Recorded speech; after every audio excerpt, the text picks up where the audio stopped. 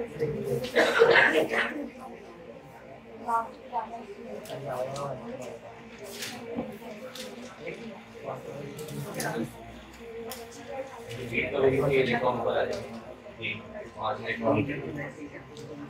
Start करें बेटा। देखो बेटा, आज का हमारा यानी उसी टॉपिक की कंटिन्यूटी में अगला टॉपिक हमारे पास है इलेक्ट्रिकल कंडक्टिविटी का। और इलेक्ट्रिकल कंडक्टिविटी का क्या मतलब होता है बेटा?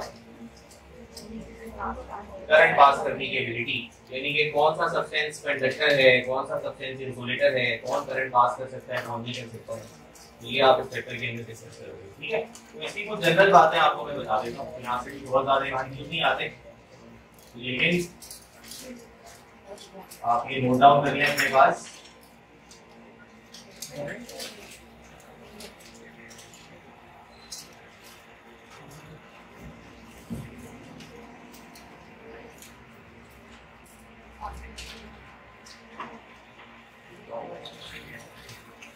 रिप्रेजेंटेटिव एलिमेंट्स बेटा इन्हीं को कहा जाता है, ग्रुप नंबर 1 से लेकर ग्रुप नंबर 8 तक के सारे एलिमेंट्स। ठीक है, तो मैं ग्रुप वाइज चीजों को डिस्कस कर रहा हूँ, आप इसको नोट भी कर लें अपने पास।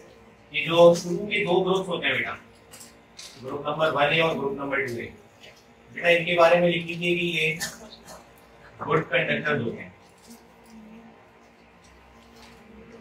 ठीक है, ये सारे आपके पास गुड कंडक्टर्स होते हैं। इसी तरह से मिडिल वाले जो 3 और 4 ग्रुप एलिमेंट होते हैं, इनके बारे में कहते हैं कि ये मॉडरेट कंडक्टर्स होते हैं।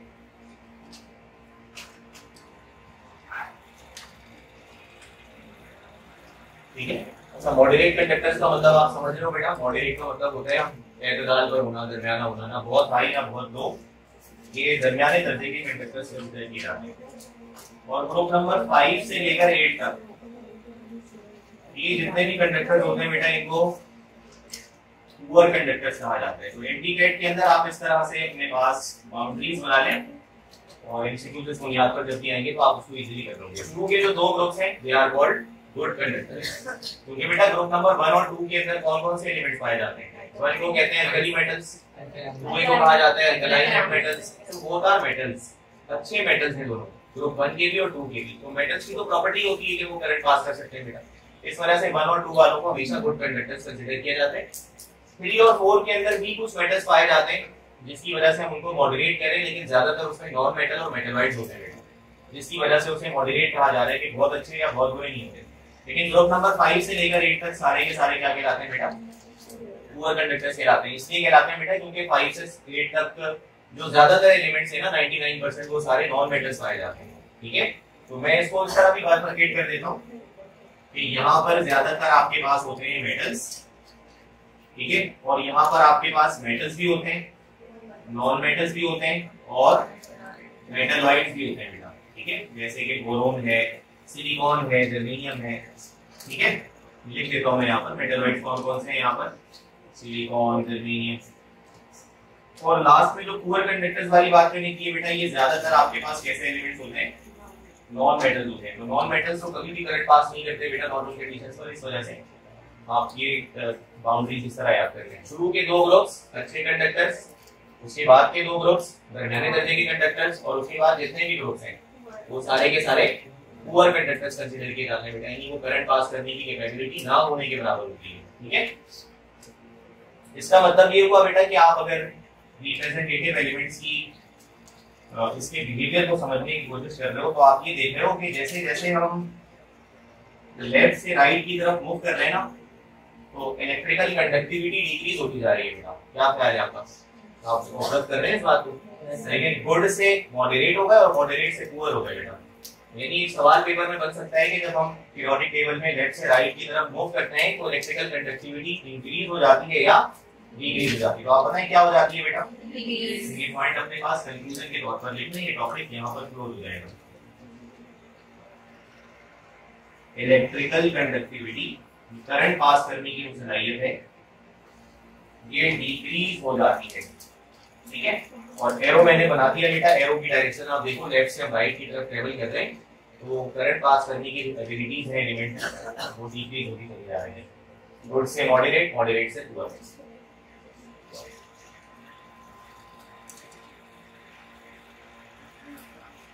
अच्छा एक एमसीक्यू लिखिए बेटा यहाँ पर जरा, which of the following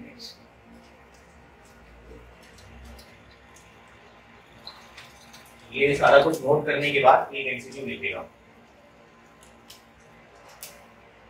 which of the following has the highest electrical conductivity? कभी ये सवाल आया नहीं है, एक पॉसिबल लेके आ जाए, which of the following has the highest electrical conductivity? इनमें से किसके पास करंट को पास करने की सलाहियत सबसे ज्यादा है? ऑप्शंस लिखिएगा बेटा ताकि आपको ये वाला आइडिया भी हो जाए। लिथियम सिंबल लिख लीजिए Li, सोडियम सिंबल लिख लीजिए Na, पोटाशियम सिंबल लिख लीजिए K और लास्ट में लिख लीजिए रुबिडियम Rd। चलिए सबसे पहले तो एक बात ये बताइए बेटा कि ये चारों एलिमेंट्स ग्रुप नंबर 1 से ताल्लुक रखते हैं बेटा, अल्कली मेटल्स हैं सारे के सारे, इन सबके वैलेंस ऑर्बिट के अंदर एक ही इलेक्ट्रॉन होता है, तो ये जब भी इलेक्ट्रॉन लूज करेंगे तो सिर्फ एक ही लूज करेंगे बेटा, इन सबके ऊपर +1 का चार्ज भी आया करेगा, मतलब विद रिस्पेक्ट टू चार्ज अगर देखा जाए तो सबके पास +1 का चार्ज जनरेट होकर आता है या नहीं ऐसा? ये सब ग्रुप 1 के एलिमेंट्स हैं, तो चार्ज के एतबार से तो सारे सेम हैं, हमें आइडिया नहीं हो पा रहा कि कौन ज्यादा अच्छा करंट पास कर पाएगा चार्ज के एतबार से। तो चार्ज के एतबार से ये बात समझ नहीं आ पाती, तो हम ये देखते हैं कि कौन जल्दी चार्ज डेवलप कर सकता है, यानी कि कौन जल्दी इलेक्ट्रॉन लूज कर सकता है। जो जितनी आसानी से लूज करेगा उसका इलेक्ट्रॉन उतनी जल्दी फ्री हो जाएगा, और फ्री इलेक्ट्रॉन जब आ जाएंगे तो उसी की मूवमेंट से करंट पास हुआ करेगा बेटा। तो ये बता दीजिए कि शुरू से लेकर आखिर तक जो मैंने 4 ऑप्शंस आपको बताए हैं, इसमें सबसे अच्छा या सबसे आसानी से इलेक्ट्रॉन को लूज कौन करेगा? मीडियम करेगा। ये बात हम कई मर्तबा बहुत सारे एंगल से पढ़ चुके हैं बेटा कि जब हम ग्रुप में ऊपर से नीचे की तरफ आते हैं तो साइज ऑफ एटम क्या हो जाता है? इंक्रीज हो जाता है, और जब साइज इंक्रीज हो जाता है तो बड़े एटम्स का इलेक्ट्रॉन को लूज करना आसान हो जाता है, क्योंकि न्यूक्लियस और इलेक्ट्रॉन का फासला बढ़ जाता है, तो वो अपना आखिरी इलेक्ट्रॉन इजीली लूज कर देगा बेटा। और जब वो आसानी से यूज कर देगा तो फ्री इलेक्ट्रॉन जल्दी से पैदा हो जाएंगे, और जब फ्री इलेक्ट्रॉन जल्दी से पैदा होंगे तो उनकी मूवमेंट से करंट भी बहुत अच्छा पास होगा। बात समझ आ रही है बेटा? तो आप इसमें टिक कर लें कौन सा सही ऑप्शन होना चाहिए, रुबिडियम, तो टिक आउट कर लें रुबिडियम को बेटा, इनमें से अच्छा कंडक्टर कंसीडर होगा। ठीक है, और रीजन इसकी क्या है? अगर रीजन लिखना चाहे तो वो भी आप लिख सकते हैं बेटा, it can lose its valence electron easily. अगर ब्रैकेट में लिखना चाहे तो लिख सकते हैं it can lose its electron या it can lose its valence electron easily. वो अपना आखिरी इलेक्ट्रॉन चूंकि आसानी से लूज कर सकता है, इस वजह से बहुत अच्छा कंडक्टर कंसीडर किया जाएगा। क्लियर है बेटा? अच्छा, एक और एमसीक्यू लिखे जरा किसी टॉपिक से, ये भी पास पेपर में नहीं आया, बट पास पेपर ही की तैयारी सिर्फ नहीं करनी होगी हमने बेटा, हमने पूरा सिलेबस देखना होता है। तो एक और एमसीक्यू लिखेगा कि which one of the following has the highest electrical conductivity? Which one of the following has the highest electrical conductivity? Which one of the following has the highest electrical conductivity? Options लिखिएगा बेटा, Na यानी sodium,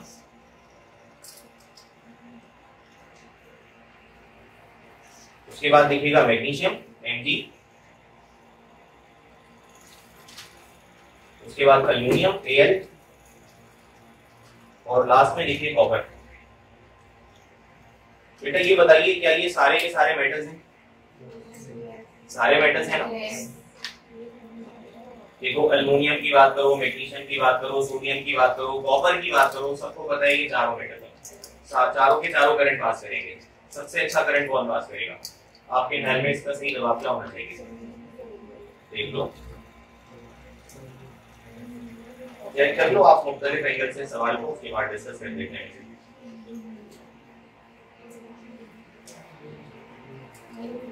चलो एक hint देते हैं, ये बताओ सबके एटॉमिक नंबर्स पता है आपको? सबके पता है ना? बताओ, देखो सोडियम का क्या होता है, लिख लो उसके नीचे। मैग्नीशियम का क्या होता है? 12। एल्युमिनियम का क्या होता है? 13। कॉपर का क्या होता है? 29। सेकेंड ईयर के अंदर हमने चैप्टर 2 में बेटा ये एलिमेंट कई मरतबा पढ़ाया। तो अब किसके आगे लेकर चलते हैं आपको एटॉमिक नंबर्स लिखने के बाद? बेटा ये बताइए सबसे बड़ा एटम इसमें कौन सा होगा? एग्री करते हो सारे? क्योंकि एक तो एटॉमिक नंबर इसका सबसे बड़ा है और दूसरी बात ये कि शेल्स की तादाद भी इसके पास ज्यादा होगी। क्या ख्याल है बेटा? कितने शेल्स होंगे सोडियम के पास? जल्दी से लिख लें अपने पास और बता दें मुझे कितने शेल्स होंगे। अगर इस सवाल को थोड़ा सा सॉल्व करें समझकर, तो सोडियम का एटॉमिक नंबर 11 है। फर्स्ट ऑर्बिट में 2 आएंगे, सेकंड ऑर्बिट में 8 आएंगे और लास्ट ऑर्बिट में 1 आ जाएगा। कितने ऑर्बिट हो गए बेटा? 3 ऑर्बिट हो गए इसके पास। अगर मैं मैग्नीशियम की बात करूं तो एटॉमिक नंबर इसका 12 होता है। फर्स्ट ऑर्बिट में 2 आते हैं, सेकंड ऑर्बिट में 8 आते हैं, थर्ड ऑर्बिट में 2 आते हैं। एल्युमिनियम की बात करेंगे तो 13, तो 2, 8, 3। बेटा देखो तीनों एलिमेंट्स के पास कितने कितने ऑर्बिट्स हैं? 3 ऑर्बिट्स हैं बेटा, ठीक है। लेकिन जब हम बात करेंगे कॉपर की, इसका एटॉमिक नंबर क्या होता है? 29। तो इसकी कंफिगरेशन क्या होगी? फर्स्ट ऑर्बिट में 2, सेकंड ऑर्बिट में 8, थर्ड ऑर्बिट में भी कितने हो गए बेटा ये टोटल? 8 तो 10 और ये 18 हो गए। बाकी कितने बच गए? 18 हो गए ना बेटा। ये 8 + 2 10 और 10 + 8 कितने हो गए? अब ये कि फोर्थ ऑर्बिट में कितने इलेक्ट्रॉन आ सकते हैं? फोर्थ ऑर्बिट में आप देखो ऐसे भी समझ लो कि कॉपर फोर्थ पीरियड के अंदर आता है बेटा। ये आपको याद है? अच्छा इसकी फेमिलियर कंफिगरेशन आपको बताऊं जो सेकंड ईयर में आप करते आ रहे हो। आप वो वाली कंफिगरेशन करते थे 1s2 2s2 2p6 3s2 3p6। ये देखो फोर्थ शेल स्टार्ट हो गया 4s2 और फिर 3d9। और याद है आप क्या करते थे? यहाँ 1 करते थे और यहाँ 10 करते थे। तो ये बताओ इसके पास चौथा शेल स्टार्ट हो गया या नहीं हो गया बेटा? This is the fourth shell, ठीक है। तो ये तमाम ऑप्शंस में वाहिद एलिमेंट है जिसके पास 4 शेल्स हैं। इस वजह से भी इसका साइज क्या होगा? बड़ा होगा। यानी बाकी तीनों के पास कितने कितने शेल्स हैं? 3, तो इसका साइज छोटा होगा। इसके पास कितने शेल्स हैं? 4, तो इसका साइज बड़ा होगा। बेटा अगर इसका साइज बड़ा होगा तो ये आसानी से इलेक्ट्रॉन यूज कर पाएगा, जैसे न्यूक्लियस से आखिरी इलेक्ट्रॉन दूर होगा। इस वजह से कॉपर प्रैक्टिकल कंडक्टर भी तो कहलाता है। लेकिन पूरी दुनिया में इनके वायर्स थोड़ी बनाते हैं बेटा। हम किसके वायर बनाते हैं? कॉपर के या सिल्वर के। तो टिक कर लो बेटा कि कॉपर अपने साइज की वजह से अच्छा कंडक्टर है, क्योंकि बिगर इन साइज है तो आसानी से इलेक्ट्रॉन यूज कर सकता है। आसानी से यूज कर सकता है तो आसानी से फ्री इलेक्ट्रॉन्स बना सकता है, और फ्री इलेक्ट्रॉन्स आसानी से बना सकता है। इस वजह से जो है वो अच्छा कंडक्टर कंसीडर किया जाएगा। इलेक्ट्रिकल कंडक्टिविटी समझाई होगी। क्लियर हो गया बेटा ये?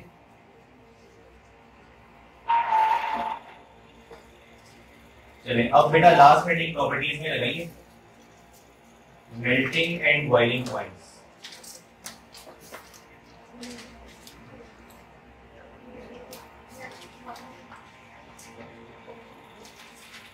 ये रिप्रेजेंटेटिव एलिमेंट्स की प्रॉपर्टीज में आखिरी प्रॉपर्टी है मेल्टिंग एंड बॉइलिंग पॉइंट।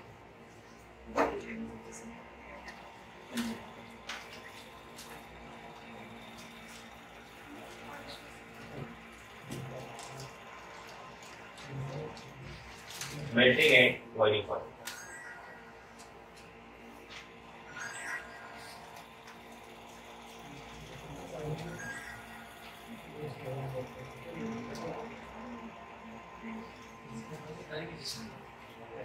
बेटा इसमें कुछ आप पहले ग्रुप्स देखिए।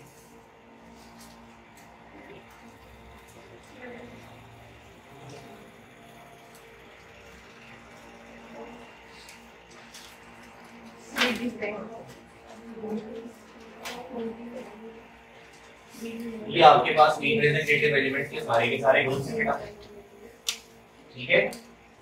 आप ये बता सकते हैं बेटा कि इन सबकी वैलेंसी क्या होती है?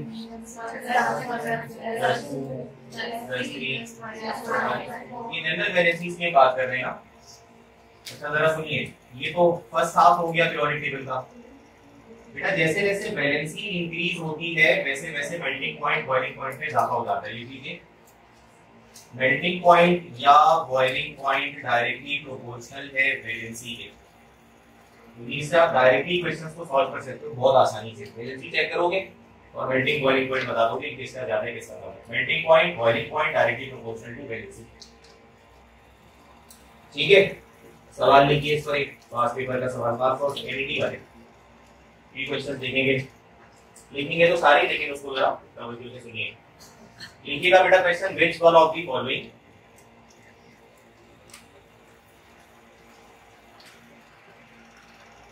which one of the following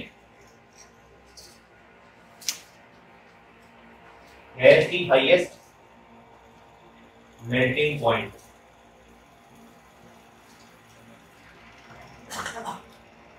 Which one of the following has the highest melting point? चार ऑप्शंस देखिए बेटा। सबसे पहले आप लिखते हैं इसमें लिथियम, बेरिलियम, बोरोन, कार्बन। ठीक है, डायरेक्टली वैलेंसीज पर चले जाएं। अच्छा, आपको ये बात समझ आ रही है ना कि ये ग्रुप 1 है, ये बात तुम्हें समझ आनी चाहिए। 1 है, ये ग्रुप 2 है, ये ग्रुप 3 है, ये ग्रुप 4 है, तो वैलेंसी लेफ्ट से राइट जाते हुए इंक्रीज हो रही है बेटा। तो इस एतबार से किसका मेल्टिंग पॉइंट सबसे हाईएस्ट होना चाहिए? कार्बन का होना चाहिए। तो सही जवाब इसका क्या है बेटा? देखिए लिथियम की वैलेंसी क्या होती है बेटा? +1, क्योंकि ग्रुप 1 का एलिमेंट होता है लिथियम। बेरिलियम की वैलेंसी +2 होती है बेटा, क्योंकि ये ग्रुप 2 का एलिमेंट है। 3 वालों की वैलेंसी क्या होती है बेटा? +3। और 4 वालों की क्या होती है? +-4। तो वैलेंसी जिसकी ज्यादा उसका मेल्टिंग पॉइंट हाईएस्ट। ये मैं बात कर रहा हूं ग्रुप 1 से लेकर 4 तक। ठीक है, आगे वाले ग्रुप सी पे डिफरेंट बात है।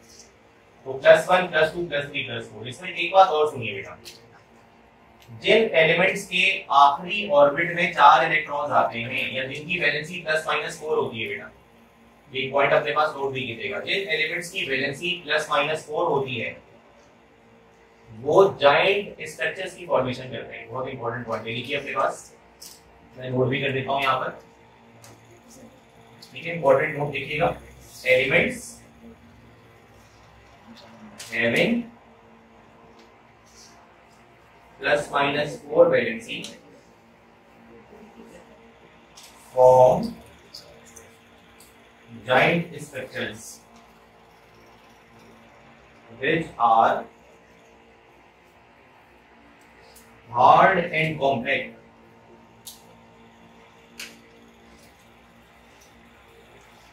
due to which they have high melting point।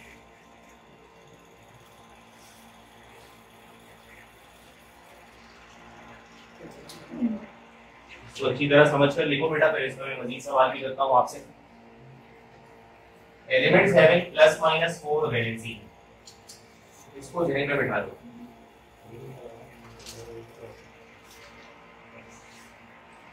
Elements having +-4 valency form giant structures which are hard and compact. Giant का मतलब क्या होता है बेटा? बड़े, लार्ज नेटवर्क्स। ठीक है, जो कि हार्ड और कॉम्पैक्ट होते हैं, यानी कि उनकी क्लोज स्टैकिंग होती है। मैं मिसाल देता हूं, due to which they have high melting point, जिसकी वजह से उनका मेल्टिंग पॉइंट जो है बहुत हाई है। ये मिसाल के तौर पर एक मिसाल सुनिए, जाइंट स्ट्रक्चर की एक मिसाल सुनिए, और ऐसी मिसाल है जो आप सबको पता भी है। बेटा डायमंड का स्ट्रक्चर याद है आपको? डायमंड का स्ट्रक्चर याद है? Diamond is made up of carbon. Carbon की वैलेंसी क्या होती है? +-4। तो आपको मैं डायमंड का स्ट्रक्चर बताता हूं, अगर आप चाहो तो यहाँ पे ड्रॉ भी कर सकते हो बेटा।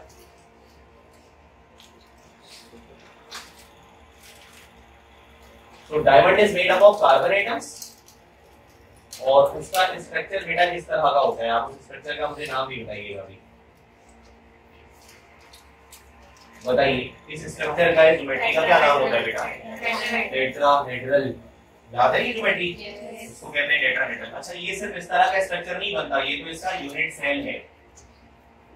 इसका क्या है बेटा? यूनिट सेल है। यूनिट सेल समझते हो? जैसे ये पूरा कमरा है ना, ये छोटे छोटे ब्लॉक्स को रिपीट किया गया है तो पूरा कमरा बना है। तो ये जो छोटा सा ब्लॉक है यूनिट सेल है। तो यानी यूनिट सेल जब बार बार रिपीट होते हैं तो कोई जाइंट स्ट्रक्चर बनकर आता है। तो this is the unit cell. इसी शेप के करोड़ों यूनिट सेल्स जब आपस में मर्ज होते हैं तो डायमंड का नेट स्ट्रक्चर बनकर आ जाता है। यानी मिसाल के तौर पर अगर मैं इस कार्बन को देखकर इसका टेट्राहेड्रल स्ट्रक्चर डेवलप करूंगा तो देखो क्या होगा। एक कार्बन ऊपर लग गया और 3 कार्बन इस तरह से चलते हैं। देखो एक और टेट्राहेड्रल स्ट्रक्चर आ गया बेटा। मैं ये किसी भी कार्बन को लेकर कर सकता हूँ, किसी भी कार्बन को। मिसाल के तौर पर अगर मैं इस कार्बन की बात करूँ तो एक कार्बन ये ऊपर लगा हुआ बेटा इसके, और ये आपके पास दूसरा, ये आपके पास तीसरा, ये आपके पास चौथा। तो आप ये देखो बेटा कि इसके डायमंड के स्ट्रक्चर के अंदर जो टेट्राहेड्रल नेटवर्क है वो बार बार खुद को रिपीट कर रहा है। और उसके रेपिटेशन की वजह से डायमंड का पूरा नेटवर्क स्ट्रक्चर फॉर्म होता रहेगा बेटा। तो ये एक यूनिट सेल कहलाता है जो खुद को बार-बार रिपीट करे। जो मैंने ब्लैक वाली डायग्राम पहले बनाई है बेटा, ये कॉल्ड यूनिट सेल, ठीक है। और यूनिट सेल के बार-बार के रिपीटिशन की वजह से जो पूरा नेटवर्क स्ट्रक्चर बनकर आता है उसे कहते हैं जायंट स्ट्रक्चर। बोलो जायंट स्ट्रक्चर का मतलब समझ आ रहा है? तो जायंट स्ट्रक्चर के फॉर्मेशन की वजह से क्योंकि एटम्स इतने क्लोज आ चुके होते हैं, उनकी इतनी क्लोज पैकिंग हो चुकी होती है बेटा, ये इतने करीब करीब आ चुके होते हैं पार्टिकल्स के भी बहुत ज्यादा हार्ड हो जाते हैं। मैंने इस पैराग्राफ में लिखा है, पढ़ो। ये जो जायंट स्ट्रक्चर की फॉर्मेशन करते हैं बेटा हार्ड एंड कॉम्पैक्ट, बहुत ज्यादा सख्त हो जाते हैं। जब इस तरह के टेट्राहेड्रल स्ट्रक्चर बने स्पेसिफिक ज्योमेट्री पर जब पार्टिकल्स अरेंज होते हैं बेटा तो उनका स्ट्रक्चर बहुत हार्ड हो जाता है। और जब वो हार्ड स्ट्रक्चर की फॉर्मेशन करते हैं तो उनका मेल्टिंग पॉइंट भी क्या होगा बेटा? हार्ड है ना सब्सटेंस, तो उसको मेल्ट करना बहुत मुश्किल होगा। जैसे डायमंड है, डायमंड दुनिया का सबसे हार्डेस्ट सब्सटेंस क्यों होता है? वो इसीलिए होता है क्योंकि उसके अंदर यूनिट सेल की रिपीटेशन होती है, जिसकी वजह से पार्टिकल्स की खास ज्योमेट्री बनती है। और खास ज्योमेट्री बनने की वजह से उनकी जो शेप है, उनका जो स्ट्रक्चर है वो बहुत हार्ड हो जाता है बेटा। और किसी भी हार्ड सब्सटेंस को पिघलाना मुश्किल काम नहीं है, इस वजह से उनका मेल्टिंग पॉइंट कैसा रहता है बेटा? हाई मेल्टिंग पॉइंट रहता है। तो डायमंड का मेल्टिंग पॉइंट कितना होता है ये आपको पता भी है? यस, इसका मेल्टिंग पॉइंट होता है 3500। ये किसी भी मेटल से ज्यादा है बेटा, ठीक है। ये किसी भी मेटल के मेल्टिंग पॉइंट से बहुत ज्यादा है। और वो इसीलिए ज्यादा है क्योंकि इसके अंदर किसकी फॉर्मेशन होती है बेटा? जायंट स्ट्रक्चर की फॉर्मेशन होती है। और कौन कौन से एलिमेंट जायंट स्ट्रक्चर की फॉर्मेशन करते हैं बेटा? जिनके लास्ट ऑर्बिट में 4 इलेक्ट्रॉन आते हैं या जिनकी वैलेंसी क्या होती है बेटा? हाँ, तो तुम ये देखो कि डिस्पाइट द फैक्ट कि आपको बाकी तमाम ऑप्शंस में मेटल मिल रहे हैं बेटा, lithium is a metal, beryllium is a metal, boron is a metal, तो बच्चा इसमें कंफ्यूज हो जाता है कि ये तो मेटल है, इनका मेल्टिंग पॉइंट ज्यादा होगा क्योंकि मेटल हार्ड होते हैं ज्यादा। लेकिन कार्बन तो नॉन मेटल होता है बेटा। तो कार्बन नॉन मेटल होने के बावजूद चूंकि लास्ट ऑर्बिट में उसके 4 इलेक्ट्रॉन्स हैं, तो वो 4 बॉन्ड की फॉर्मेशन करके जायंट स्ट्रक्चर बनाता है जो कि हार्ड स्ट्रक्चर होता है। इस वजह से उसका मेल्टिंग पॉइंट क्या हो जाता है बेटा? हाई हो जाता है। एक सवाल और लिखो, फिर मुझे उसका आंसर करके बताओ क्या होगा।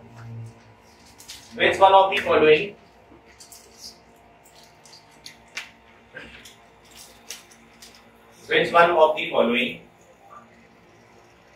has the highest melting point?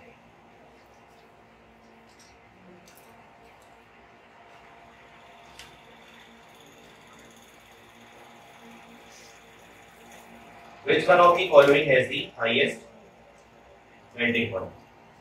Options लिखिए बेटा, ऑप्शंस में आपको दे देता हूं। जैसे सोडियम, मैग्नीशियम, एल्युमिनियम, सिलिकॉन। कौन आंसर करेगा भाई इसको? अच्छा, ये एमटीगेट का टॉपिक नहीं है, पहले आपको बता दूं, ठीक है। एमटीगेट के पीएमडीसी सिलेबस में, अच्छा जो एमटीगेट के बच्चे हैं वो कट लगा लेना, इसे पढ़ लिया भले आपने, लेकिन जो हमारा पिछले साल का पीएमडीसी का सिलेबस है उसमें मेल्टिंग बॉइलिंग पॉइंट का टॉपिक इंक्लूडेड नहीं था। मैं इसलिए डिस्कस कर रहा हूं क्योंकि एनईटी वाले कुछ बच्चे भी बैठे तो सारे पढ़ लेंगे। तो ये एनईटी के पास पेपर का क्वेश्चन है, तो आप मुझे बताओ इसका सही आंसर क्या होगा? सिलिकॉन होगा बेटा। उसकी वजह क्या है? +-4 वैलेंसी होती है सिलिकॉन की। ये कैसे पता लगा हमें? यार हम कार्बन का ग्रुप जानते हैं ना, कार्बन का ग्रुप क्या होता है? Carbon, silicon, germanium, tin, lead. तो बेटा ये जो कार्बन का ग्रुप होता है, ये ग्रुप नंबर क्या होता है? 4A। और 4A वालों की वैलेंसी क्या होती है बेटा? तो जिन जिन एलिमेंट्स की वैलेंसी +-4 होती है वो जब अपना स्ट्रक्चर फॉर्म करते हैं तो स्ट्रक्चर कैसा बनाते हैं बेटा? जायंट स्ट्रक्चर बनाते हैं। और जायंट स्ट्रक्चर कैसे होते हैं? Hard and compact. और हार्ड चीजों को पिघलाना मुश्किल होता है, इस वजह से उसका मेल्टिंग पॉइंट क्या हो जाएगा बेटा? हाईएस्ट हो जाएगा। तो सही जवाब इसका क्या हो गया? सिलिकॉन हो गया। What is the atomic number of silicon? Silicon का एटॉमिक नंबर क्या होता है बेटा? सोडियम का पता है सबको 11, मैग्नीशियम का 12, एल्युमिनियम का, तो सिलिकॉन का 14 होता है। ये सारे एक ही सीक्वेंस के एलिमेंट है ना बेटा। ऑप्शन अमूमन आपको इसी तरह के मिलते हैं। तो आप इसको जब लिखोगे तो 14 इलेक्ट्रॉन्स की इसको जब प्लॉट करोगे ना, तो पहले ऑर्बिट में कितने आते हैं बेटा? दूसरे ऑर्बिट में कितने आते हैं? लास्ट ऑर्बिट में कितने आ जाएंगे? तो देखो लास्ट ऑर्बिट में इसके 4 इलेक्ट्रॉन है, तो इसकी वैलेंसी +-4 हो जाएगी बेटा। तो इस वजह से ये जायंट स्ट्रक्चर की फॉर्मेशन करता है और मेल्टिंग पॉइंट ऐसा हाईएस्ट होता है। क्लियर हो गई ये वाली बात? कोई मसला है यहां तक? चलिए अब एक और बात सुनिए जरा, एक सवाल लिखें, एक और। Which one of the following has the highest melting point? Which one of the following has the highest melting point? Which one of the following has the highest melting point? Options में लिखिएगा बेटा, lithium, sodium, potassium, caesium या rubidium. Lithium, sodium, potassium या rubidium, चार options हैं। आपसे पूछा जा रहा है बेटा कि इनमें से किसका मेल्टिंग पॉइंट हाईएस्ट होगा। ठीक है, अब आप फंस गए कि भाई सबकी वैलेंसी तो एक ही होती है।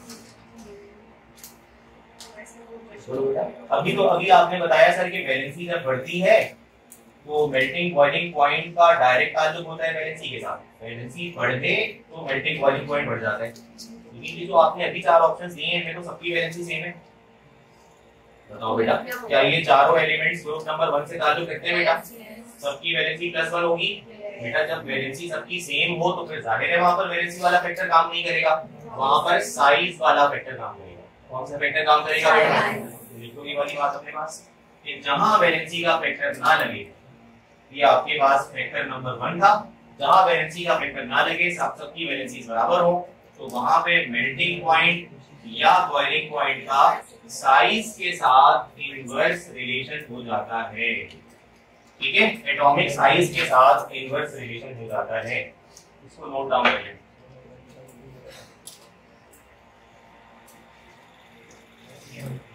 ठीक है, साइज के साथ इसका इनवर्स रिलेशन हो जाएगा। अब आंसर कर दो बेटा, लिथियम हो जाएगा हाईएस्ट, क्योंकि लिथियम का साइज सबसे क्या होगा? छोटा। इस ग्रुप का सबसे पहला एलिमेंट होता है लिथियम, साइज में सबसे छोटा होगा और साइज सबसे छोटा होता है, इस वजह से उसका मेल्टिंग पॉइंट क्या हो जाएगा बेटा? ज्यादा हो जाएगा। क्लियर है ये वाली बात? अच्छा, ऐसा क्यों होता है जरा सुनिएगा एक बात बेटा। लिथियम के पार्टिकल्स बहुत छोटे छोटे होते हैं ना, लिथियम के एटम्स बहुत छोटे छोटे होते हैं बेटा। तो देखो जब उनको अरेंज किया जाता है ना उनके क्रिस्टल स्ट्रक्चर में, तो वो बहुत ही टाइटली पैक्ड हो जाते हैं बेटा। एग्री करते हो इस बात से? लेकिन अगर इसके मुकाबले में मैं रुबिडियम का क्रिस्टल स्ट्रक्चर आपको दिखाऊंगा ना, तो रुबिडियम का साइज तो जाहिर है इन चारों में सबसे बड़ा होगा। तो मैं जानबूझकर इसके पार्टिकल साइज को थोड़ा सा इनलार्ज ड्रॉ कर रहा हूं बेटा। तो देखो जब बड़े एटम्स को अरेंज किया जाता है ना, तो उनके बीच में स्पेसेस आ जाती हैं। आ गई है स्पेस? देखो, यानी कि जब हम छोटे छोटे पार्टिकल्स की अरेंजमेंट करते हैं तो आपको एटम्स के बीच में कोई स्पेस नजर नहीं आ रही है या नहीं ऐसा? लेकिन जब बड़े एटम्स को अरेंज कर रहे हैं तो देखो उनके दरमियान में स्पेस क्रिएट हो रही है बेटा। बोलो है या नहीं ऐसा? इन स्पेसेस को क्या कहा जाता है? वॉइड्स कहते हैं इन स्पेसेस को। और क्या कहा जाता है? इन स्पेसेस को इंटरस्पेसेस कहा जाता है, या होल्स कह सकते हो आप इनको। तो जैसे स्ट्रक्चर के अंदर सुराख क्रिएट हो जाए, होल्स क्रिएट हो जाए, वो कमजोर स्ट्रक्चर कहलाता है बेटा। कॉमन सेंस की बात है ना कि अगर मैं इस स्ट्रक्चर की बात करूं तो दरमियान में कहीं पे भी आपको वॉइड्स नजर नहीं आ रहे, लेकिन अगर इस स्ट्रक्चर की बात करें तो बीच में बड़े बड़े से स्पेस हैं, गैप्स हैं, जिसकी वजह से particles can glide over each other. क्या ख्याल है बेटा? जब इसके ऊपर कोई फोर्स भी लगाओगे तो पार्टिकल एक दूसरे पर ग्लाइड कर सकते हैं, मूव कर सकते हैं, बिकॉज़ इनके बीच में वॉइड्स मौजूद हैं, इंटरस्पेसेस हैं, होल्स हैं। तो किसी भी स्ट्रक्चर में अगर होल्स आ जाएं, वो जाहिर है उस डिफॉर्मेशन की वजह से, इंटरनल डिफॉर्मेशन की वजह से उसका स्ट्रक्चर जरा कमजोर पड़ जाता है, और कमजोर चीजों को मेल्ट करना आसान हो जाता है as compare to harder substances. तो बताओ इन दोनों में हार्डनेस किसकी ज्यादा होगी? छोटे वाले पार्टिकल्स की। इस वजह से इसको मेल्ट करना ज्यादा मुश्किल होगा। इसीलिए तो आपने एमसीक्यू का आंसर लगाया है किसको? बात समझ आ रही है क्या?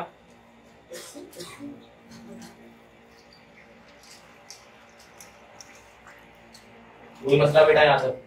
कोई इशू यहाँ तक? एक और क्वेश्चन लिखो। अब आ जाते हैं यहाँ पर अगले हाफ पर, ग्रुप नंबर 4 से लेकर 8 तक। ठीक है, कि यहाँ पर क्या होता है? तो एक क्वेश्चन लिखो पहले जरा, फिर उसके बाद इससे पॉइंट निकालते हैं। Which one of the following? Which one of the following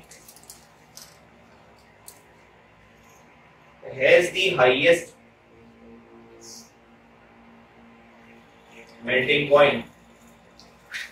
Which one of the following has the highest melting point?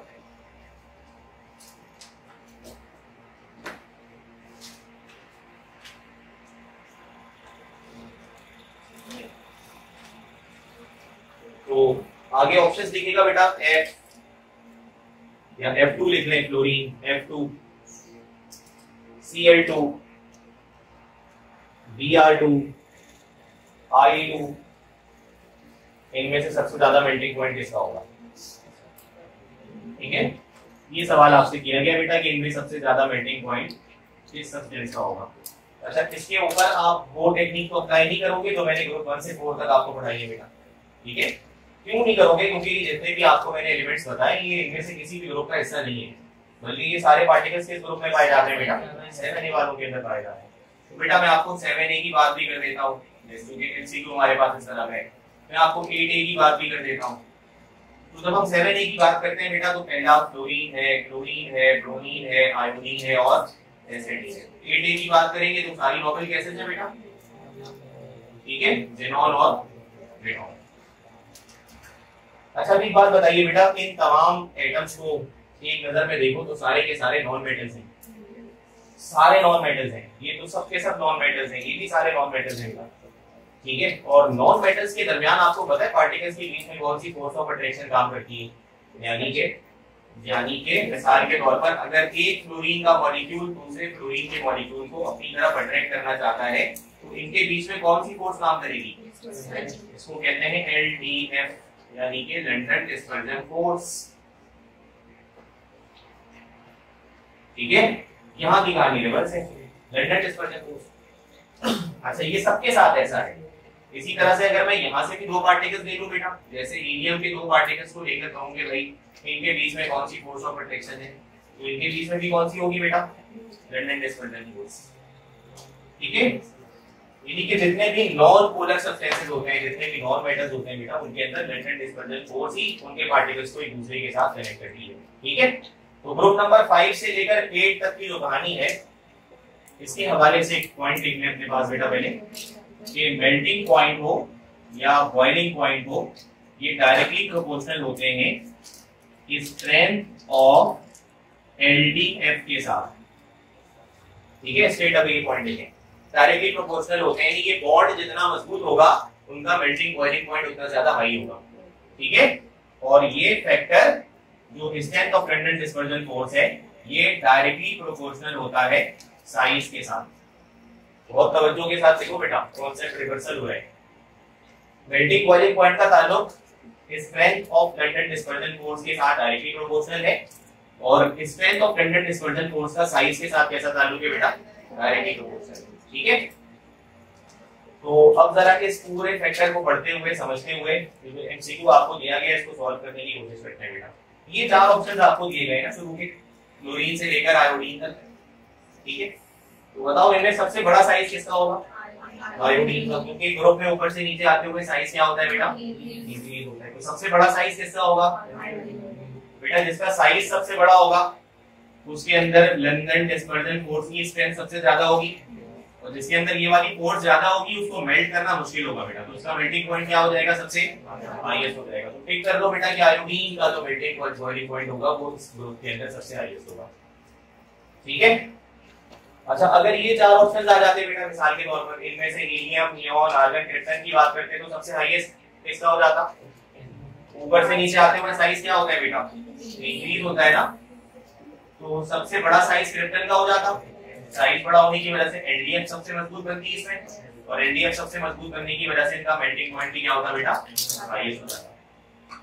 Clear है ये पॉइंट? कोई मसला है इसके अंदर? अच्छा एक बात और बता दीजिए बेटा, फ्लोरीन किस स्टेट है? ये तो सारी गैसेस होती है ना, these all are gases। ये बताइए फ्लोरीन की क्या स्टेट होती है? फ्लोरीन सॉलिड है, fluorine is a gas. Chlorine क्या है बेटा? क्लोरीन की गैस है। ब्रोमीन क्या है? लिक्विड।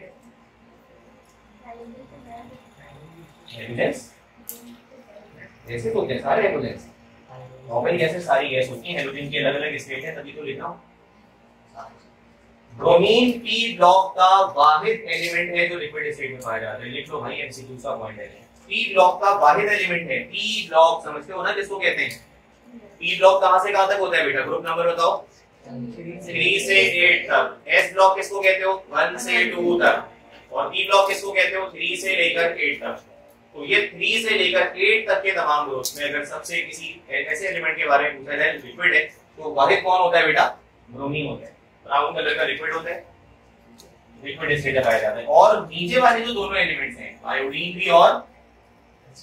भी और एसिडिन भी, ये सारे क्या होते हैं बेटा? सॉलिड।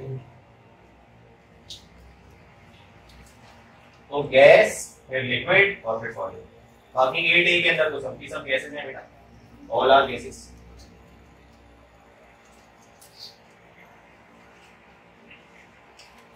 अभी हेडिंग लगाओ बेटा। अब यहाँ पे आपके पास प्रॉपर्टीज का टॉपिक कंप्लीट हो गया। अब आ जाइए reactions of S block elements. बल्कि रिएक्शन से पहले छोटा सा टॉपिक और देख लो। मतलब ये प्रॉपर्टीज तो यहाँ पर खत्म हो गई है, पहला आर्टिकल। अगली हेडिंग आप इसके बाद लगाएं प्लेन टेस्ट की। याद है आपने सेकेंड ईयर चैप्टर नंबर 1 में पढ़ा है प्लेन टेस्ट।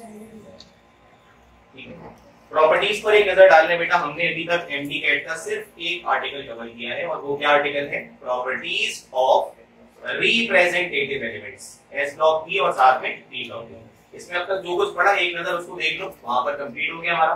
अब आपको मैं एक असाइनमेंट दूंगा अपने तौर से, इसके अंदर 15 से 20 क्वेश्चन होंगे बेटा, यानी कि वो आपको ग्रुप में मिल जाएगा या हार्ड कॉपी मिल जाएगी, आप उसको सॉल्व करोगे। इसमें ज्यादातर सवाल पास पेपर से रिलेटेड होंगे। एमडीकैट का अलग होगा, ईकैट का अलग होगा, तो उससे आप उसकी तैयारी करोगे। बाकी प्रिपरेशन के लिए, यानी कि जितने टॉपिक्स हमने पढ़ लिए, इसकी जनरल प्रिपरेशन के लिए आपको एक सेट मिल जाएगा चैप्टर नंबर 3 रिप्रेजेंटेटिव एलिमेंट्स के आर्टिकल से, और वो आप उसकी सोल्यूशन अपने तौर से करोगे इसका। ठीक है, तो यहाँ पे पहला आर्टिकल हमारा क्लोज हो गया। सेकंड टॉपिक हम डिस्कस करने जा रहे हैं प्लेन टेस्ट। ये पहले टॉपिक से इसका कोई ताल्लुक नहीं है। ठीक है, अब तक ईकैट हो या एमडीकैट हो बेटा, एक टॉपिक हमने कवर कर दिया। तो टॉपिक क्या है? Properties of representative elements. ये चैप्टर नंबर 1 हमने स्टार्ट किया हुआ है सेकंड ईयर से, और उसमें सिर्फ प्रॉपर्टीज का सेक्शन अभी कवर किया है। उसमें देखो कितने एमसीक्यूज पॉसिबल होते हैं हमारे पास। ठीक है, अच्छा इस दफा जो एमडीकैट का पेपर हुआ है आपका संडे को, सबको ही पता होगा संडे को हमारा एमडीकैट का पेपर हुआ था, उसमें इस टॉपिक से एक भी क्वेश्चन नहीं आया था। ठीक है, तो ऐसा हो सकता है बेटा कि हम किसी टॉपिक को बहुत ज्यादा पढ़े और पेपर में वेरी ना हो। ठीक है, ऐसा हो सकता है, क्योंकि केमिस्ट्री के एमडीकैट का जो पोर्शन है वो 45 मार्क्स का है। ठीक है, 45 एमसीक्यूज ही आपको मिल रहे हैं। तो ऐसा होगा कि किसी टॉपिक को वेटेज ना मिले पेपर में, किसी को ज्यादा मिल जाए।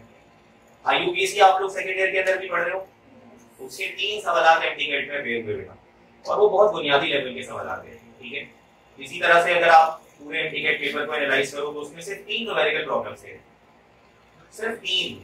एक आपके पास स्टोइकियोमेट्री का क्वेश्चन आया हुआ था, अलग अलग वर्जन्स थे पेपर के। उसमें थ्योरेटिकल लीड आपने पढ़ी होगी ना फर्स्ट ईयर में, प्रैक्टिकल लीड्स, उसका एक क्वेश्चन आया था। एक क्वेश्चन लिमिटिंग रिएक्टेंट का आया था। एक क्वेश्चन थर्मोकेमिस्ट्री से न्यूमेरिकल प्रॉब्लम का आया था, हीट ऑफ कंबशन का। वो आपने पढ़ा नहीं होगा क्योंकि चैप्टर स्किप किया था। इसके अलावा कोई भी न्यूमेरिकल नहीं आया। अच्छा, एक न्यूमेरिकल आया था जो हमने पिछली क्लास में आपको एक फार्मूला पढ़ाया था परसेंटेज ऑफ फाइनल कैरेक्टर का, परसेंटेज ऑफ फाइनल कैरेक्टर का। ठीक है, उसमें एक सवाल आया था बड़ा जनरल कि एक एलिमेंट है जिसकी इलेक्ट्रोनेगेटिविटी 1.2 है और एक एलिमेंट है जिसकी इलेक्ट्रोनेगेटिविटी 4.0 है। बताओ इसका परसेंटेज फाइनल कैरेक्टर कितना होगा? तो आप क्या करोगे इस क्वेश्चन में? डेल्टा ई निकालोगे, पहले उसका रेफरेंस निकालोगे, और फिर वो जो फार्मूला मैंने बताया था उसके अंदर पुट करोगे, रिजल्ट आ जाएगा। क्या फार्मूला था वो?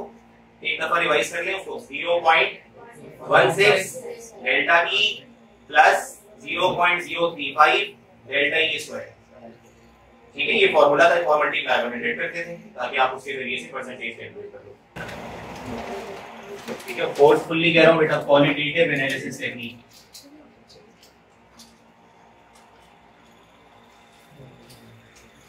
qualitative analysis technique used to identify।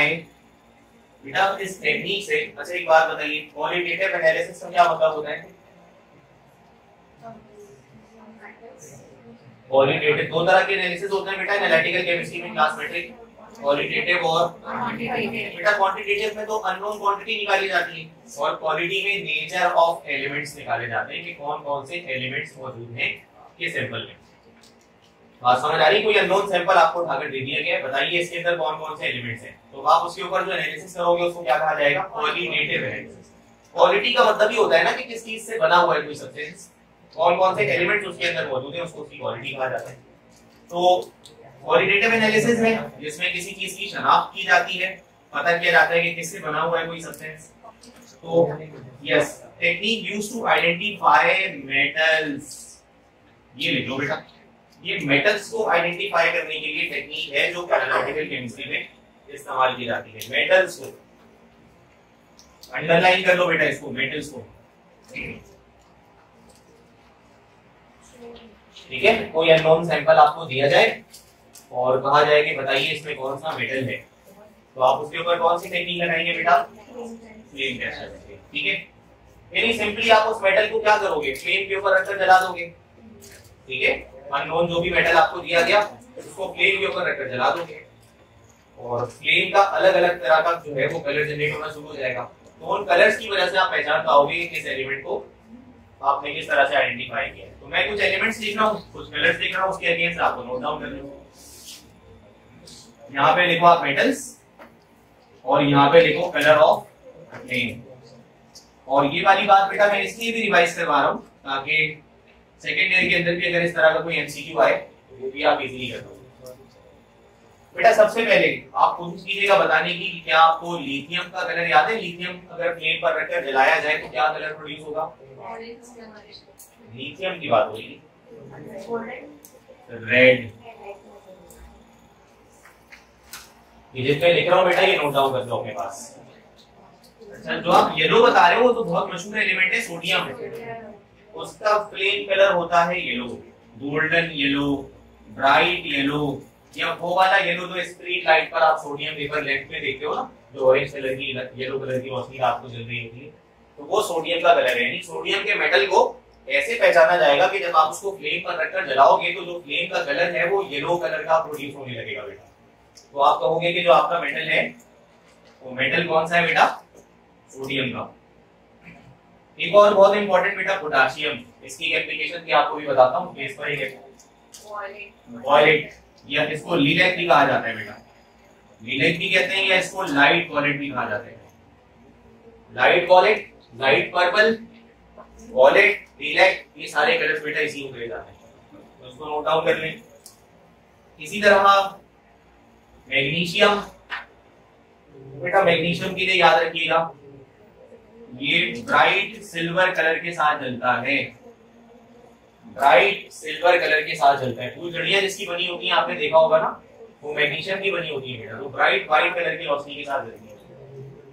इसी तरह कैल्शियम के बारे में सुनिए, ये ऑरेंज रेड कलर के साथ जलता है बेटा, ठीक है। अगर किसी कंपाउंड में कैल्शियम है और आप उसको फ्लेम पर रखकर जला रहे हो तो उस फ्लेम का जो कलर है वो कैसा हो जाएगा बेटा?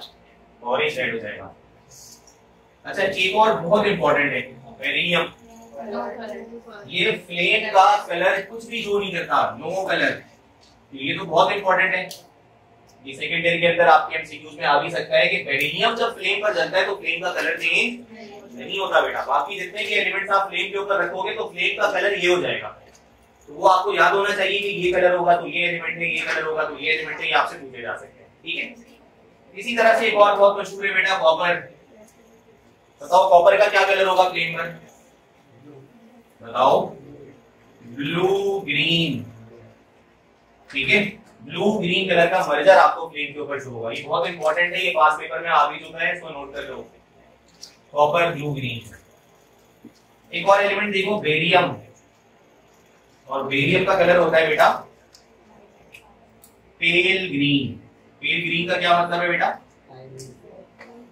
यानी कि इस ग्रीन के ऊपर आपको येलोइश शेड भी मिलेगा, पेल का मतलब होता है ना जर्द, तो येलोइश शेड भी आपको मिलेगा। तो ये कलर सारे के सारे आपको याद होने चाहिए बेटा, एक्टिकेट के भी और हीट के भी। इनमें से कोई भी एमसीक्यू आपसे पूछा जा सकता है कि ये वाला जो एलिमेंट है वो फ्लेम पर जाकर क्या कलर प्रोड्यूस करेगा। अब इसकी एप्लीकेशन से सवाल सुनिए। मैंने कहा था ना कि एमसीक्यू में 3 तरह के सवाल होते हैं बेटा, उसमें से एक टाइप ये भी हो सकती है कि एप्लीकेशन बेस वाले भी सवाल हो सकते हैं, 15% उसका रेशो होता है। सवाल लिखिए जरा।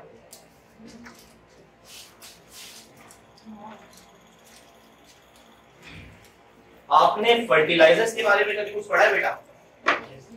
फर्टिलाइजर्स क्या होते हैं? फर्टिलाइजर्स दरख्तों की न्यूट्रिशन का काम करते हैं, दरख्तों के डेवलपमेंट का काम करते हैं, दरख्तों की ग्रोथ के लिए इंपॉर्टेंट एसेंशियल एलिमेंट्स प्रोवाइड करते हैं बेटा। 3 तरह के फर्टिलाइजर होते हैं, सुनिएगा जरा, वो डिपेंड करते हैं पौधों की डाइट के ऊपर। अच्छा, पौधों के लिए जो 3 चीजें सबसे ज्यादा इंपॉर्टेंट होती है वो एनपीके होता है बेटा, पता है इसके बारे में आपको? ये वो 3 चीजें हैं जो फर्टिलाइजर का आप कहने के खाना होती है, यानी दरख्तों का ये खाना होता है। अगर ये ना मिले उनको तो मर जाएंगे, ना उनकी ग्रोथ हो पाएगी, ना उनके अंदर डेवलपमेंट होगा, कुछ भी नहीं होगा अगर ये 3 चीजें ना मिले। एन का मतलब क्या है? पी का मतलब फास्फोरस है, और के का मतलब these are the diet of plants. ये हम प्रोवाइड करते हैं फर्टिलाइजर्स के जरिए। जिन सॉइल के अंदर नेचुरली ये चीजें मौजूद नहीं होती हैं, उन सॉइल के साथ फर्टिलाइजर मिला दिया जाता है और फर्टिलाइजर जाकर ये चीजें दरख्तों को प्रोवाइड करना शुरू कर देते हैं। इनको हम कहते हैं एनपीके फर्टिलाइजर्स, ऐसे फर्टिलाइजर जिसमें 3 चीजें मौजूद हैं as diet, as minerals, nitrogen, phosphorus और पोटेशियम। क्या आप मुझे ये बता सकते हैं बेटा कि इसमें से मिसाल के तौर पर अगर मैंने कोई फर्टिलाइजर लिया और उसको पानी के साथ डिसॉल्व करके उसका एक्वा सॉल्यूशन बना दिया, समझ लो बेटा, एक कोई भी फर्टिलाइजर लिया, उसको पानी के साथ डिसॉल्व करके उसका एक्वा सॉल्यूशन तैयार कर दिया। अब मैंने उस एक्वा सॉल्यूशन का कुछ हिस्सा लेकर, जैसे मिसाल के तौर पर एक वायर होता है जिसको हम कहते हैं नाइट्रोम वायर, या कोई भी मेटल का वायर हमने लिया, सॉल्यूशन में डिप किया और डिप करके उठा के फ्लेम पर रख दिया, और फ्लेम का कलर आपको जाहिर है वहां पर कुछ ना कुछ अपेयर होना शुरू होगा। मैं आपसे ये सवाल करना चाहता हूँ बेटा, फिर से रिपीट कर दूं इस पूरे सवाल को, कि आपने कोई भी फर्टिलाइजर लिया जो कि एक एनपीके फर्टिलाइजर है। कैसा फर्टिलाइजर है बेटा? एनपीके फर्टिलाइजर है। उसका मैंने एक्वा सॉल्यूशन तैयार किया, तो पानी में डिसॉल्व किया, एक वायर लिया, उसको डिप किया उस सॉल्यूशन में, और उस वायर को वैसे ही फ्लेम पर रख दिया, और फ्लेम का एक मखसूस कलर आपको नजर आ रहा है। ठीक है, एक बात बताइए, इस एनपीके फर्टिलाइजर में क्या कोई मेटल है? कौन है मेटल बेटा? पोटेशियम का फ्लेम कलर क्या होता है? वॉलेट। तो जब मैं ये वाला एक्सपेरिमेंट करूंगा तो मुझे फ्लेम का कलर कौन सा प्रोड्यूस होता हुआ नजर आएगा? जो इस बात की तरफ इंडिकेशन दे रहा होगा कि आपके फर्टिलाइजर में कौन सा मेटल मौजूद है। तो कर लोगे इस तरह का कोई सवाल आएगा बेटा? तो यानी एनपीके फर्टिलाइजर का एक दफा बहुत पुराना 2002-3 का सवाल है कि हमने ये एक्सपेरिमेंट किया तो हमें फ्लेम का कलर वॉलेट या पर्पल नजर आया। तो बताइए उस फर्टिलाइजर के अंदर कौन सा मेटल कंपोनेंट मौजूद था? तो आप क्या नाम लिखोगे बेटा वहां पर? क्लियर है बेटा ये वाली बात? NPK fertiliser. ठीक है, मैं यहाँ पर इस पॉइंट को लिख भी देता हूँ कि एनपीके फर्टिलाइजर में ये जो के वाला पोर्शन होता है, इसके आगे लिख लो can be identified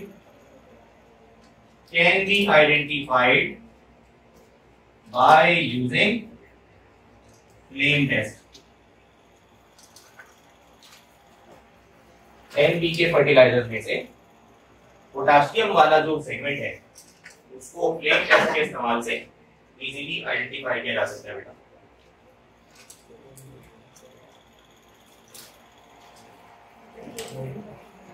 अगली हेडिंग एक और छोटी सी लगाइए बेटा, यूनिक बिहेवियर ऑफ बेरिलियम। इससे कुछ एमसीक्यूज आपसे डिस्कस करने हैं।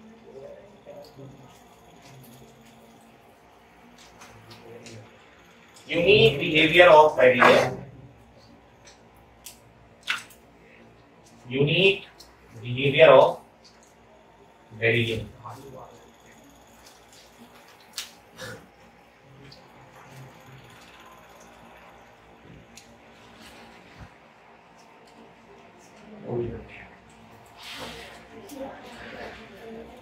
बेटा एक सबसे पहले 2-3 लाइनों का एक जुमला अपने पास लिखो। बेरिलियम शोज, लिखिएगा बेटा, बेरिलियम शोज, बेरिलियम यानी कि B shows unique behaviour as compare to, beryllium shows, beryllium shows unique behavior as compared to other members of group 2A, as compared to other members of group 2A। बेटा आप जानते हो ना beryllium group 2A का member है, जानते हो बेटा ये बात सारे। Due to these two reasons, ये रीजन एक दफा एमसीक्यू में पूछे जा चुके हैं बेटा। Due to these two reasons. Beryllium shows unique behavior as compared to other members of group 2A due to these two reasons. Number 1, a smaller size. Number 2, high EN. EN मतलब note कर लो इसमें, फिर बात करते हैं. Beryllium shows unique behavior as compared to other members of group 2A. Beryllium shows unique behavior as compared to other members of group 2A due to these two reasons. Number 1 बेटा smaller size and number 2 high electronegativity. बेटा क्या आपको ये पता है कि कोई भी मेटल, किसी भी मेटल के पास अगर ये दो बातें आ जाएं तो उसकी मेटालिक प्रॉपर्टी ना होने के बराबर रह जाती है. उसकी मेटालिक प्रॉपर्टी ना होने के बराबर रह जाती है. सुनिए जरा क्या मतलब है इसका. बेटा during any chemical reaction metal का काम इलेक्ट्रॉन लूज करना होता है ना, है या नहीं बेटा ऐसा? अच्छा, जब मेटल इलेक्ट्रॉन लूज करता है तो वो तो ये चाहेगा ना कि मेरा साइज बड़ा हो. छोटे मेटल का इलेक्ट्रॉन लूज करना बहुत मुश्किल हो जाता है बेटा. एग्री करते हो इस बात से या नहीं करते? दो मेटल्स आप ले लो सामने, ठीक है. सपोज करो ये आपके पास एक मेटल है और सपोज करो ये आपके पास एक मेटल है. ये इसके लास्ट ऑर्बिट में एक इलेक्ट्रॉन है, ये इसके लास्ट ऑर्बिट में एक इलेक्ट्रॉन है. कौन आसानी से लूज कर सकता है इलेक्ट्रॉन को? बड़ा वाला. यानी अगर कोई छोटा सा मेटल है तो उसको लूज करना तो बड़ा दुश्वार हो जाएगा.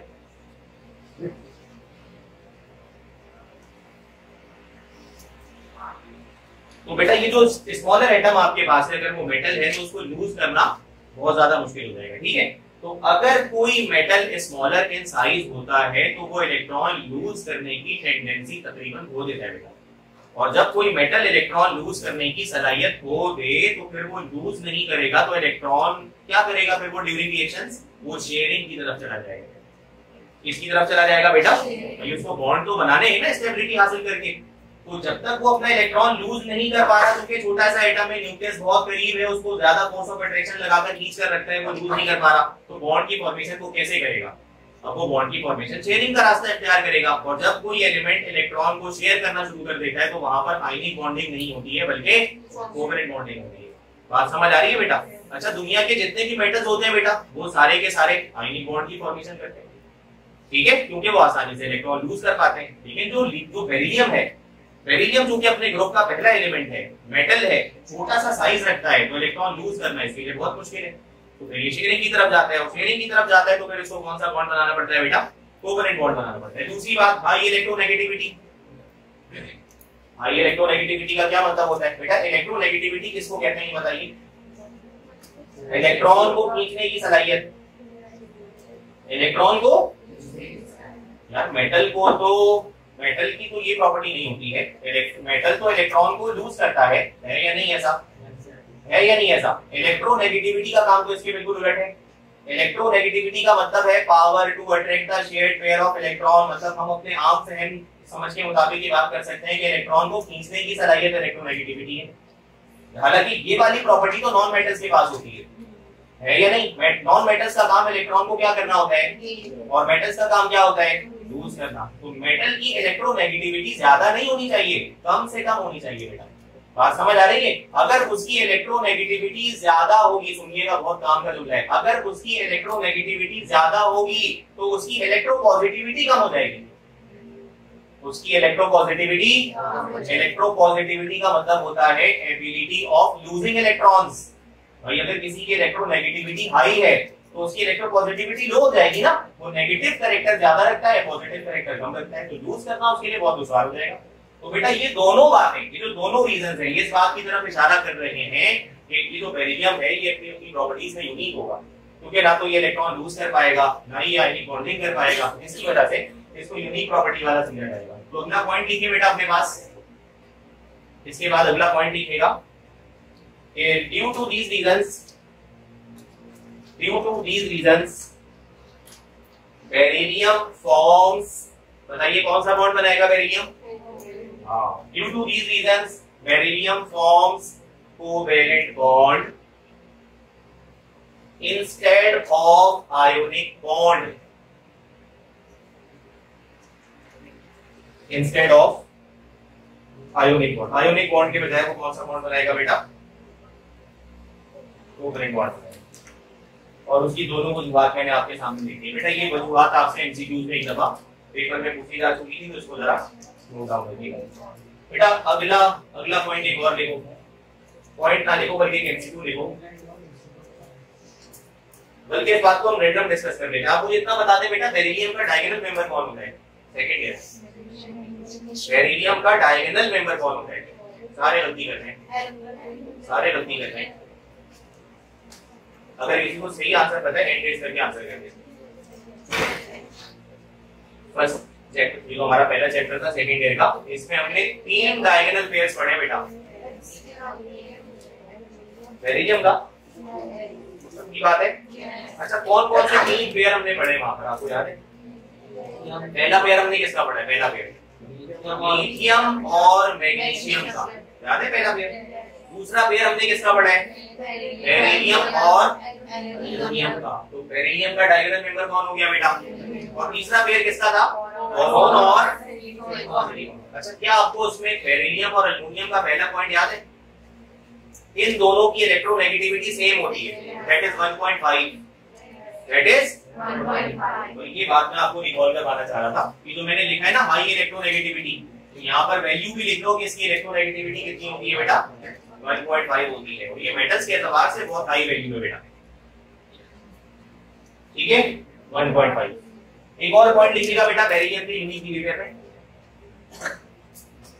Beryllium is the only element, अब देखो कितना इंपॉर्टेंट पॉइंट है, क्योंकि only element. Beryllium is the only element of S block, पूरे एस ब्लॉक की बात कर रहा हूं मैं। Beryllium is the only element of the S block which does not react with water, which does not react with water। Beryllium अपने पूरे block का वाहिद एलिमेंट है बेटा जो पानी से रिएक्शन नहीं करता। इस पॉइंट को याद रखना बेटा, इस तरह के एमसीक्यूज आपके पास आते हैं। तो बताइए इनमें से कौन सा एलिमेंट रिएक्शन नहीं करता पानी के साथ? अच्छा, क्यों नहीं करता? क्यों नहीं करता? इसको बस आखिरी बात करके क्लोज करते हैं बेटा। देखो बेरिलियम जो है ना, बेरिलियम जो है, अगर हम इसको पानी से रिएक्ट करवाएं भी, तो पता है क्या होता है? बेरिलियम जाता है उस ऑक्सीजन के पास और ऑक्सीजन से रिएक्शन करके बना लेता है अपना बेरिलियम ऑक्साइड। क्या पढ़ेंगे इसको? और साथ में हाइड्रोजन गैस क्या हो जाएगी?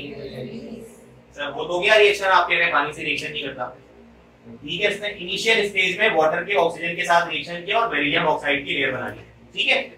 जरा सुनिए, जैसे ये आपके पास एक बेरिलियम का छोटा सा टुकड़ा है, रॉड है, और इसको आपने पानी में डिप कर दिया है, तो ऊपर के जितने मेटल्स होंगे ना upper surface of the beryllium rod के, ये सारे पानी के ऑक्सीजन से रिएक्शन करके क्या बना लेंगे बेटा? हाँ, तो ये इसकी सरफेस के ऊपर एक लेयर जम जाती है जिसको बेरिलियम ऑक्साइड की लेयर कहा जाता है। मैंने सेकंड ईयर के अंदर इसके बारे में कहा था कि ये सेल्फ प्रोटेक्टिव लेयर होती है। देखो इसके आगे ये होती है सेल्फ प्रोटेक्टिव लेयर। इस लेयर को क्या कहते हैं बेटा? Self protective layer. यानी कि बेरिलियम जैसे अपनी सरफेस के ऊपर कोई पेंट चढ़ा लेता है, कोई शील्ड चढ़ा लेता है कि अब मेरे अंदर जितने बेरिलियम के एटम्स हैं उसके ऊपर पानी का कोई रिएक्शन नहीं होगा बेटा, ठीक है? इसको नोट डाउन कर लो। क्या बेरिलियम की रॉड को पानी के अंदर डिप करो तो अंदर वाले जितने एटम्स हैं उसका पानी से रिएक्शन नहीं हो पाता। वजह क्या बेटा? कि जो सरफेस वाले एटम्स होते हैं वो पानी के ऑक्सीजन से रिएक्शन करके क्या चढ़ा लेते हैं अपने ऊपर? एक हार्ड सी लेयर चढ़ा लेते हैं बेरिलियम ऑक्साइड की। पानी के मॉलिक्यूल्स को अंदर तक घुसने की इजाजत ही नहीं देते, तो अंदर वाले एटम्स जो है वो वाटर से रिएक्शन करने से बच जाते हैं। तो इस वजह से ऐसे मेटल्स को सेल्फ प्रोटेक्टिव मेटल्स भी कहा जाता है बेटा। बेटा याद रखिएगा, ऐसे दो मेटल्स हैं जो सेल्फ प्रोटेक्टिव मेटल्स होते हैं। आपकी बात नोट डाउन कर लो, एक है बेरिलियम और दूसरा है एल्यूमिनियम। ये दोनों के दोनों सेल्फ प्रोटेक्टिव मेटल्स कहलाते हैं बेटा, नोट कर लो। Both these metals are called self protective metals. यानी कि जब ये पानी से रिएक्शन करने जाते हैं तो अपनी सरफेस के ऊपर ऑक्साइड की लेयर फॉर्म कर लेते हैं और उस लेयर की वजह से अंदर वाले एटम्स का पानी के साथ रिएक्शन करने का मौका ही नहीं बन पाता, इसलिए इनको सेल्फ प्रोटेक्टिव मेटल कहा जाता है।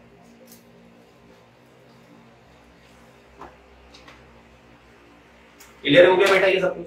बेटा जब अगली क्लास में आओगे तो सेकंड ईयर के अंदर हमने जो एस ब्लॉक और पी ब्लॉक के रिएक्शंस आपको सेकंड ईयर के अंदर पढ़ाए ना, वो सारे रिएक्शंस एक दफा देख कराना सेक्शन में, ठीक है? तो उसकी हम यहाँ पर दोबारा से उसको एमटीकेट के अंदाज में उसकी प्रैक्टिस करेंगे, तो जो सेकंड ईयर की प्रैक्टिस वाला सेक्शन है वो भी आपका कवर हो जाएगा, ठीक है? तो रिएक्शन की एक प्रैक्टिस एक मरतबा यहाँ पर भी हो जाएगी और फिर उससे एमसीक्यूज को हम कंटिन्यू करेंगे नेक्स्ट क्लास में, ठीक है? रिएक्शन वाला सेगमेंट पढ़कर आना।